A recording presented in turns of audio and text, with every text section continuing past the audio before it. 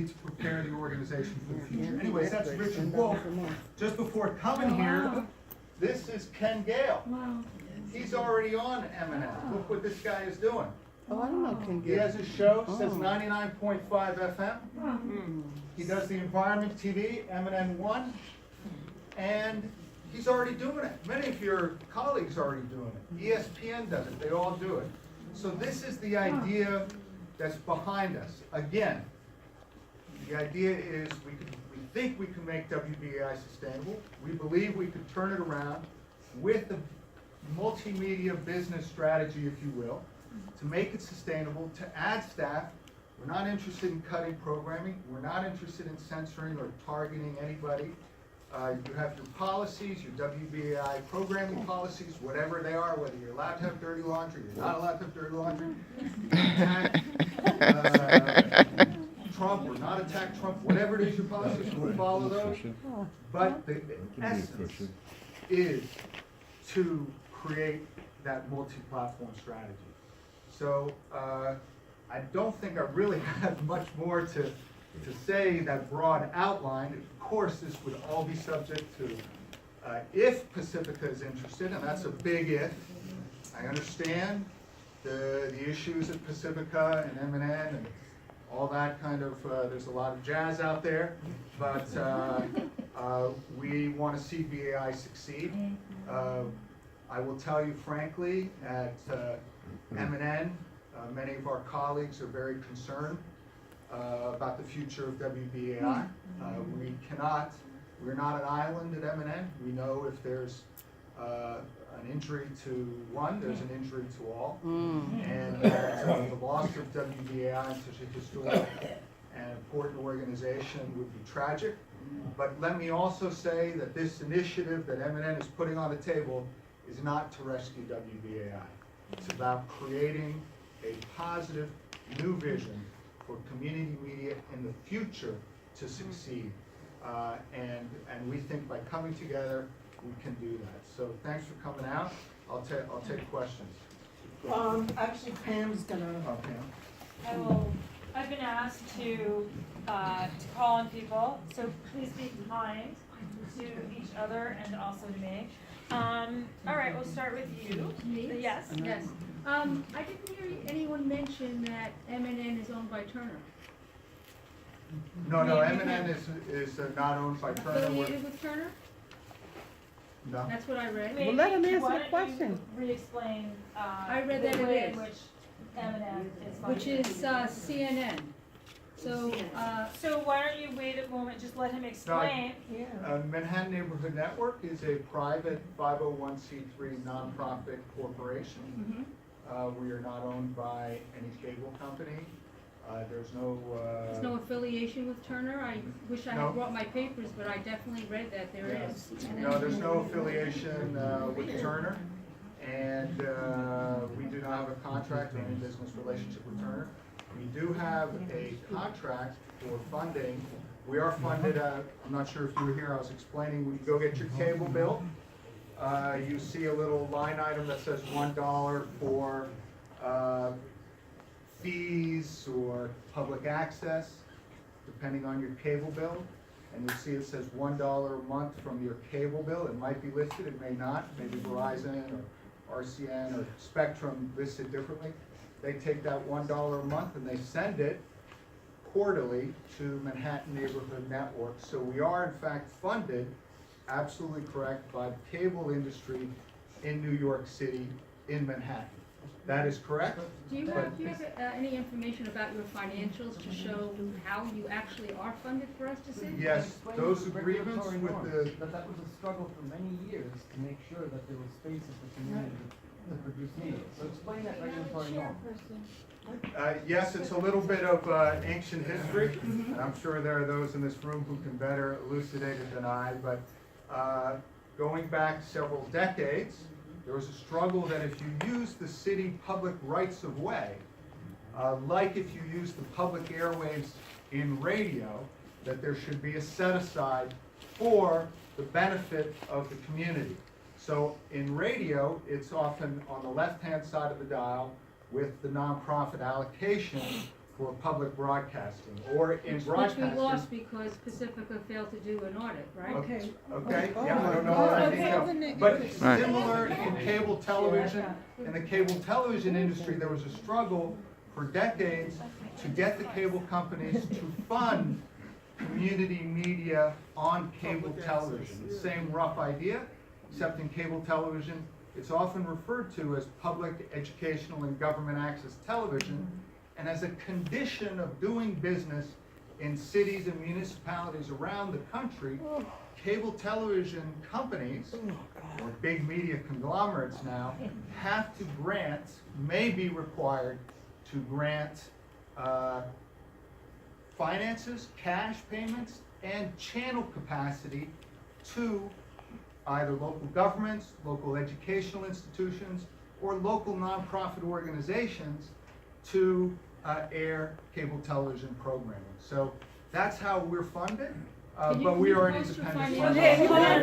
we're gonna move on, Yeah. everyone calm down, these are all important questions, and they do need to be answered. You're not the only person with these questions, I've seen a lot of emails, but we have the answer that we're going to have for now. If we wanna do more research, we can. I think we're gonna go first to the green shirt, the green sweater, and then the blue vest, and then I will get to you in the maroon jacket. Green Yes, green sweater. Tell us your name and. John Brinkley. Okay, I'm John. a former board member. The transition, you said after a few years, there would be a transition back to BAI. You also mentioned that right now, with the partnership, it would be a multimedia, a way of getting out to the public. What would happen at the end of the transitioning back? What would BAI be left with? Right. Good question. Well, the proposal that Pacifica put out 4 years ago, and I don't know if that would be the same, but they suggested an 8-year term, if I remember correctly. That is that you would have a management agreement with, Pacifica Foundation would have a management agreement with Manhattan Neighborhood Network for 8 years, upon which the station would return to the direct management and operation of the Pacifica Foundation. So it's not like the Chinese deal with Britain where they had to give up Hong Kong for 150 years. But it's a period of 8 years. Not BAI would go 150. right back to Pacifica. It would be a contract. You have to understand, we would enter into a contract with Pacifica. MNN and Pacifica would have to agree on that contract, like a business agreement. And both sides would, I'm sure, have their different issues. But if they were to resolve them, one of them presumably would be the return of BAI to Pacifica, at which point Pacifica could do what it, just reintegrate back into Pacifica. Hopefully BAI would be strong and steady then, but you never know what might happen in 8 years. Maybe the arrangement is working out real well, maybe other things happen, but hopefully the idea is that both MNN and WBAI are stronger because of the partnership. But technically, when you have a management agreement like that, the BAI would go back to Pacifica, and then Pacifica would make the determination about what it should happen to BAI in the future. Yes, contracts can always be renegotiated. But my question and concern is this. I can understand how the multimedia platform is the answer today to a lot of problems with media. What concerns me though is what part of the demise of WBAI has to do with its own actions and way of being. For instance, we know we're living in a time when people in general are getting tired of excessive partisanship, ideologuing, name calling, and things of this nature. So I was wondering if you, because you've been involved with Pacifica and WBAI, have any idea as to what part WBAI has played itself in its demise, apart from the digital level of marketing now that takes place? Well, my views on that, I wrote about it in 2005 when I was the president and CEO. They haven't changed. if you wanna know what I said back then, I think they probably still apply today. I think there has to be and there will be, you know, in my view, a change in the culture of the station and of the organization if it wants to survive. I think that has to change the culture, but that doesn't happen overnight. And there has to be a commitment, and there has to be all kinds of different commitments. But I think that with a fresh start and a new opportunity, and yes, there may be some bitter pills. I'm not saying that being under MNN, I mean, it sounds oppressive. It's not oppressive, as you can see. It's not like you're gonna have a dictator, you know, it's not the end of the world, as you can see what goes on here. I'm being erroneous in my language. But look, it would be, I think, a new opportunity and a new chapter to rebuild WBAI, and not necessarily a total clean slate, but a real opportunity, and people would have to work together to some degree to make sure that the station succeeds. And at Manhattan Neighborhood Network, we're also, you know, we have management, we have business office, we have rules. You come in, you see a code of conduct, you know, all that kind of stuff you'd have to follow, but they're not anything that you already don't know about. And they're not particularly onerous, but basically our core value is mutual. This is a place of education, of creativity, and mutual respect. And as long as we all follow that, we're all good to go. So I think from a cultural perspective, yes, there may be some changes necessary, and I think it would be healthy, but I think there will be a new opportunity to succeed. And my hope, just like when I was executive director, there was an exciting new vision for Pacifica. In 2001, 2002, we instituted a membership structure.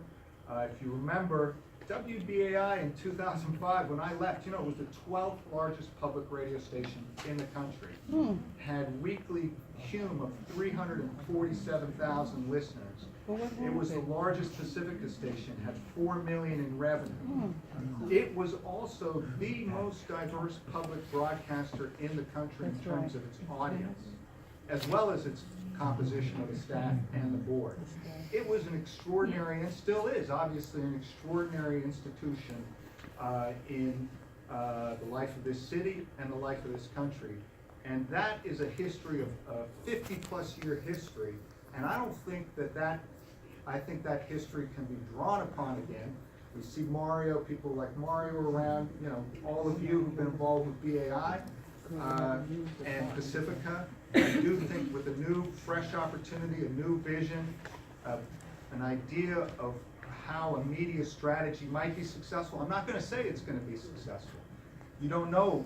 You don't know if it's going to be successul, but at least it's a strategy. You know, at least we're going to say you've got to be multi-platform. There's another strategy or two one could go on. I'm not saying it's the be-all and end-all, but I think it gives an opportunity for impact and success that may be a way to move forward. I'm Sharine Salama, I'm on the present board. Can't hear you. Sharine Salam. I'm on the present board of WBAI, and thank you all. Okay, now, my question is this. As a nonprofit organization, I know you all have to put in certain types of financial disclosures that are available to the public. For those people who are interested in who's funding what, where would they go to look up the paperwork so that they could put their mind at ease? Thank you for that question. There's two, I would direct you to two sites. The first site is, if you want to know the contracts that we have with the cable companies, they're public. So all our money, what we get, the terms of our contracts, whether they can censor us or not, whatever the relationship is with their cable companies, totally open, totally transparent. They're on a site called, on the City of New York's website. It's under an agency called the Department of Information Technology and Telecommunications, or DOIT, Department of Information Technology and Telecommunications.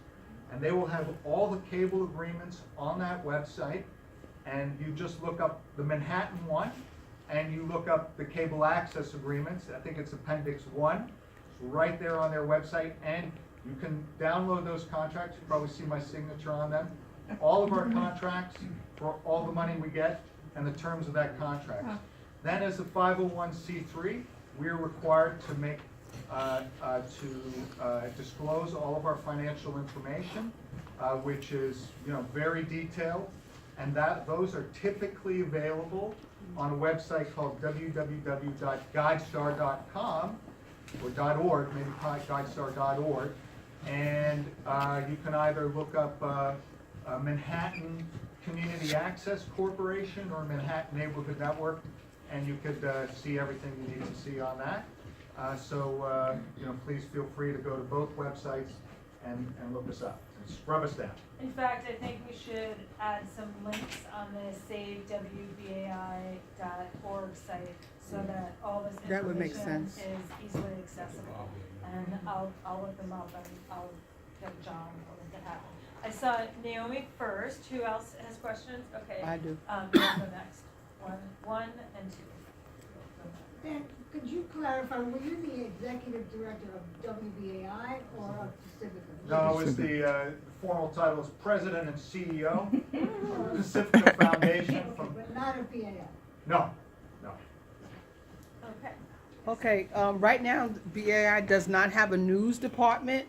Would that be restarted once, and if the PSO became real between MNN and WBAI? And once the partnership, the terms ended after 8 years, would the broadcast still be able to be, would BAI shows still be able to be accessed on the TV. yeah? Yeah, that would be subject to some kind of negotiation. I'm sure both parties at the end of the agreement will probably sit down a year from the end and say, hey, is this working out? Is this not working out? I'm sure there'd be a mechanism for dialogue anyways throughout the process. There's certain requirements in those kind of operating agreements that both parties would have to adhere to. There's presumably be a lot of communication between both parties. But effectively what Pacifica would be doing is hiring a manager in the form of Manhattan Neighborhood Network, and there would be an ongoing dialogue. So don't know how that would turn out, but it would seem probably likely in some form or another if the relationship is working smoothly. If it's not, then two parties divorce and move What on. about the business? Your first question, sorry, was News department. The Oh. news. We don't have a Yes, news. I think, from my point of view, I come from a news background. I think BAI's tradition has a strong news and current affairs background. We also, BAI has a strong tradition of programming around those key day parts of the morning drive time and the afternoon drive time. And certainly, financially permitting and et cetera, that current affairs and news and current affairs tradition of WBAI, we would like to strengthen for sure. Let me also just add one other thing to that, because I neglected to mention that the type of relationships that could develop with WBAI and MNN and other independent media partners that we have, I think could help us get something like news and current affairs back on WBAI. By that I mean the Rick Wolf example I showed you. Rick comes in, he does his show on the air, you give it to BAI, goes to all the community radio stations in the country on audio port through the Pacifica affiliates program. We also upload that show to our national program partner, Free Speech TV, that goes to 30 million households on direct broadcast satellite. That's why Richard has 46,000 views on one show on YouTube.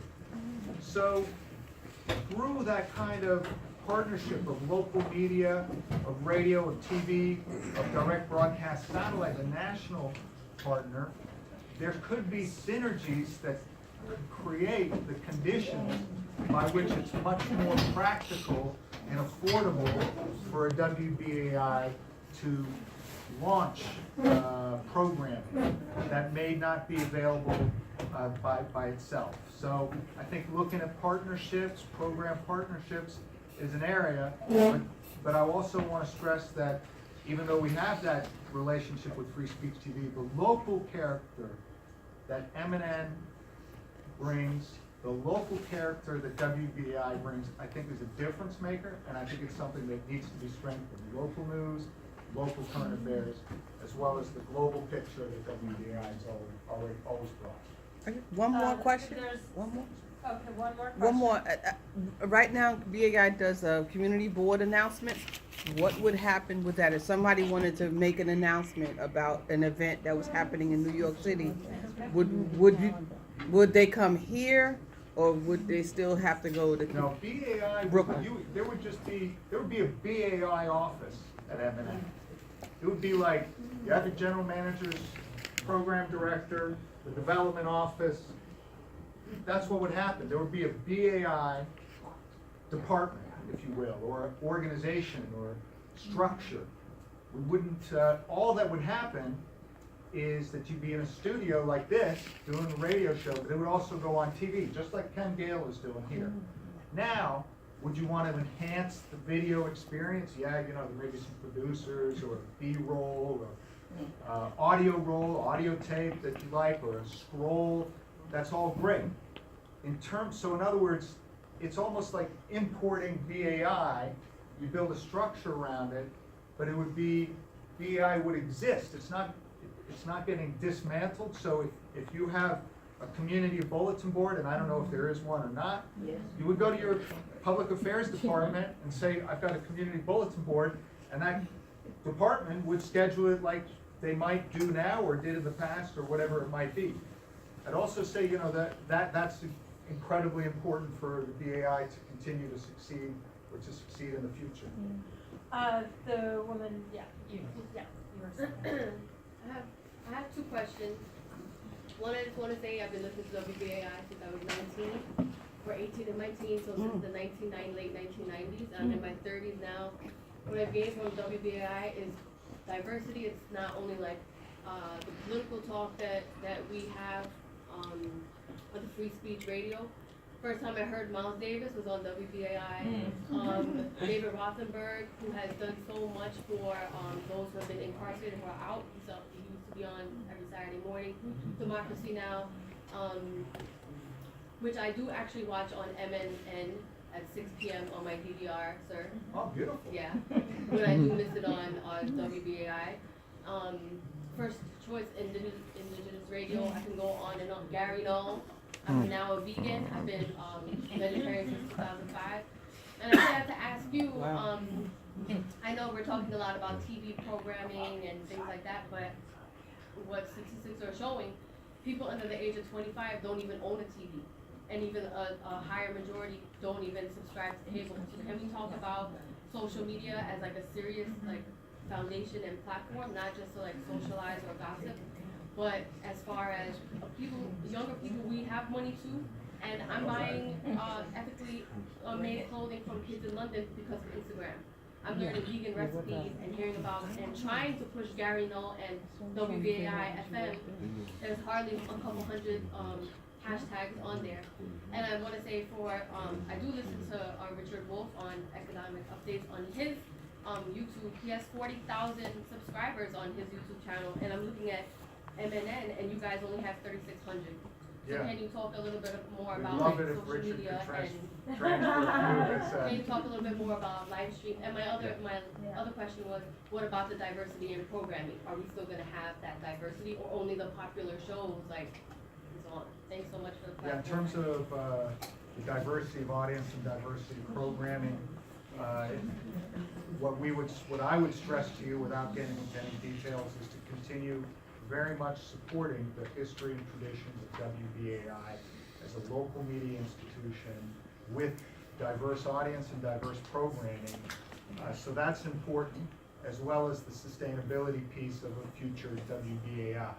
So both elements, I think, are, they're not in opposition to each other. And I also do think that bringing that extra capability, you talked about Instagram or Facebook. So what would happen with this kind of integration would be a WBAI program like Ken Gale could go in and he could do a Facebook Live right off the cameras. Our cameras, right there, HD cameras, we have the capability of not only just going on Facebook Live, but you go on live stream and you could have chats, you could have chats online with your audience, you can take questions online with your audience. So, and it's much less what MNN can do. We only have 3,600 subscribers. Richard Wolf has 46,000. We are not really we're a platform. We're not a producer per se. It's a difference. We're like we don't, so we give the platform to Richard or you to do your show and to make of it what you can and you will. Certainly, if MNN or BAI or new WBAI has a news department, okay, they have a news department, they do their news thing, they have their goals and objectives, they get it out, they have their news program, they have to put it on the air every day at 6 o'clock or every morning at 7 a.m. or there has to be headlines throughout the day. Whatever the news department does, that's an objective reality they have to do and they have to produce every day. But other than that, other than the WBAI produced programming, it's mostly unpaid volunteers, whatever you want to call them, at WBAI. This platform gives those producers an opportunity to have impact in a way that they wouldn't have just being on the radio. So that's what we bring to the equation, and that's why we think it's a difference maker and can be, at least create the opportunity for success. Black hoodie, and then next we're gonna go from there, and then okay. Yeah, Dan, I'm curious. You've made it obvious that you can sort of get aggregate numbers of viewership on the platform. Do you have any means to do it, break it down demographically to actually see which communities or segments are being? Yes, you do. You would, just depends on how much you want to invest in that and how important you consider that, but certainly the level of detail that an organization, a media organization could get on its audience is pretty scary. Okay, and the reason I ask, that's been a major issue with BAI over the last several years. Certain people construing who's listening, who's not listening, and that might be something. Look, there would be forward. an initial investment from our point of view. We would not want to drive blindly. We want to know where we're going. We want to know where the audience is. We want to get arbitrage. We would want to strengthen the transmitter. We would do what is necessary to make sure the transmitter is working at full power.